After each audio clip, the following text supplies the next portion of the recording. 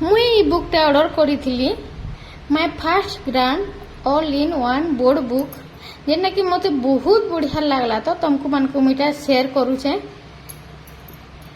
इथि 32टा topic देछे जेंडा कि सबु इथि अच्छे तो पक्षी गप आउ रंग सबु किछि देछे।